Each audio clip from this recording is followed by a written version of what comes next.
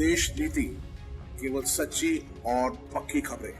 देश नीति में दर्शकों आपका स्वागत है। मैं हूं आपके साथ राशिद जहीर। मैं उम्मीद कर रहा था कि मैं आपको एक ऐसी डिटेल्ड रिपोर्ट दूं कि राजस्थान के अंदर क्या जमीनी हालात हैं, गहलोत की जो पूरी की पूरी पॉलिसीज हैं उसने गांव के आम जन को किस प्रकार से इफेक्ट किया है। और पहली बार ऐसा होने जा रहा है कि राजस्थान के अंदर वो जो एक बार कांग्रेस और एक बार जो है भारतीय जनता पार्टी थी उसमें लोग असमंजस की स्थिति में हैं और अब हालात दूसरे हैं। संभवतः नेक टू नेक फाइट बताई जा रही है, लेकिन सर्वे आ गया है।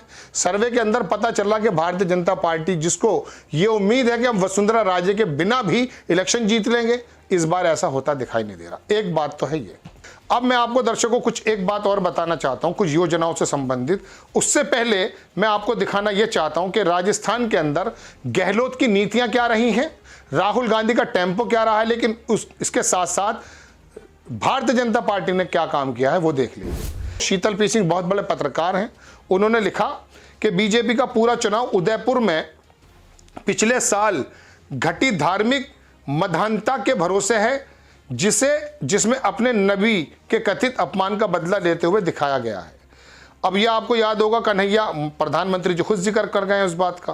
प्रधानमंत्री जी ने कन्हैया लाल को याद किया। आप देखिए ये कौन सा नफरत की राजनीति थी। तो इसमें लिखा, जिसमें नबी के कथित अपमान का बदला लेने के लिए हत्यारों ने दूसरे धर्म के एक निहत्थे व्यक्ति की गला रेत कर हत्या कर दी। हत्यारों को पुलिस ने तुरंत पकड़ लिया। पीड़ित परिवार को समय से मुआवजा भी मिल गया, लेकिन बीजेपी ने इस मामले में अफवाह फैलाने में सफलता हासिल की। उसने प्रचारित किया कि हिंदुओं के साथ मुआवजे में भेदभाव किया गया और कांग्रेस सरकार में रहते हुए इसका सच लोगों के सामने लाकर दूध का दूध और पानी का पानी करने में फेल रही है। अब हालात ये हैं कि बीजेपी के किरोड़ी लाल मीणा ये कैंडिडेट हैं, जैसा स्टॉलवर्ड भी संलग्न पोस्टों के सहारे खुलेआम सांप्रदायिक आधार पर चुनाव प्रचार कर रहे हैं और पनौती से पीड़ित चुनाव आयोग को इस मुद्दे पर रतौंधी लगी हुई दिखती है। आप देखें, डॉक्टर किरोड़ी लाल मीणा बड़े नेता हैं। इन्होंने क्या जो है ट्वीट किया कि 25 नवंबर को राजस्थान में आपका वोट कन्हैया लाल को इंसाफ दिलाने के लिए होना चाहिए। और तस्वीर देख लीजिए किस प्रकार की लगाई, वही हत्यारे दिखा दिए और कन्हैया लाल को टेलर को दिखाया। अब दर्शकों बात यह है कि जब चुनाव का नरेशन इस बात पर बनने लगे कि आपको कन्हैया लाल के कातिलों को सजा देनी, जबकि वहां पर तो जुनैद नासिर को भी जला के मार दिया गया था, वहीं के लोग तो थे, भले हरियाणा में जले हों। अब वहाँ पे हालात क्या हैं, लेकिन बात यह है कि आप जुनैद नासिर को या कन्हैया लाल को इलेक्शन के दौरान क्यों ला रहे हैं। ऐसे तो कांग्रेस के गहलोत सरकार पे भी आरोप लगे कि जुनैद नासिर को 5 लाख दिया गया और कन्हैया लाल टेलर को 50 लाख दिया गया। कांग्रेस को तो वहाँ पर भी जो है लोगों ने, जो वहाँ पे दूसरे वर्ग के लोग हैं। लेकिन बहरहाल दर्शक अब देख लीजिए एक चीज़ और, ये अमन चोपड़ा है जो अमन का दुश्मन नज़र आता है लोगों को।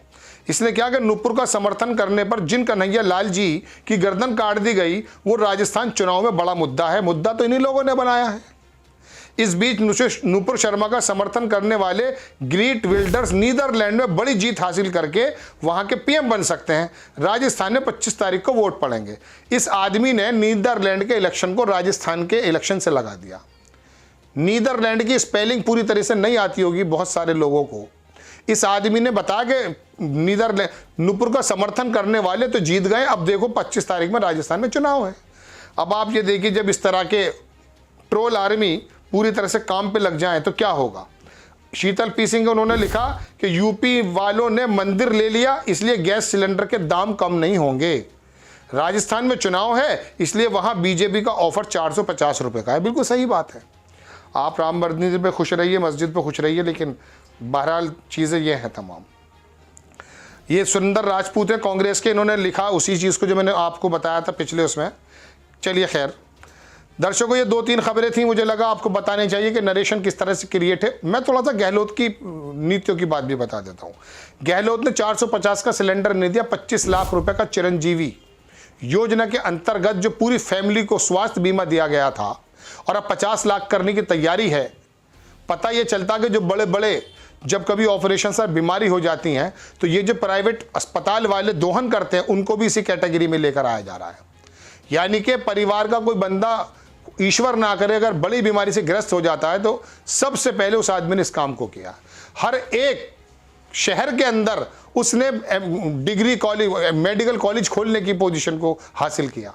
उसने औरतों, महिलाओं और शिक्षा पे कितना ध्यान दिया, जमीन और पानी की क्या पोजीशन को बदला है। ये तमाम योजनाएं ऐसी हैं दर्शकों कि इस बार भारतीय जनता पार्टी के हिंदुत्व के नरेटिव को धता बताते हुए उनको जीत से दूर लेकर आ रही है और खुद संभव कांग्रेस सरकार बना ले, ऐसा भी पॉसिबल है। लेकिन राजस्थान, जिसको सबसे ज्यादा सेफ मान रहे थे रिवायती एतबार से कि एक बार कांग्रेस और एक बार ये, इस बार राहुल गांधी के नरेशन से, गहलोत की नीतियों से, सचिन पायलट की मेहनत से और वहां पर तमाम योजनाओं की चीजों से भारतीय जनता पार्टी के हालात खराब है। और भारतीय जनता पार्टी क्या कह रही है? कन्हैया लाल प्रधानमंत्री जी जिक्र कर रहे हैं। तो दर्शकों, ये टोटल नरेशन था। अब इसके अंदर मैंने आपको सर्वे भी दिखा दिया किस प्रकार का है और ज़मीनी हालात भी आपको बता दिए हैं। अब ये तो आने वाला वक्त बता पाएगा कि क्या कंडीशन बैठती है।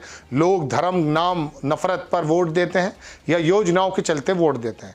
वैसे मेरा तजुर्बा योजनाओं के चलते पे वोट मिलने का नहीं रहा, शीला दीक्षित का हाल में देख चुका हूँ। आपको खबर कैसी लगी अपनी राय कमेंट्स बॉक्स में ज़रूर दीजिए। चैनल को सब्सक्राइब कीजिए, शेयर कीजिए। नेक्स्ट टाइम मैं किसी खबर के साथ आता हूँ। जय हिंद।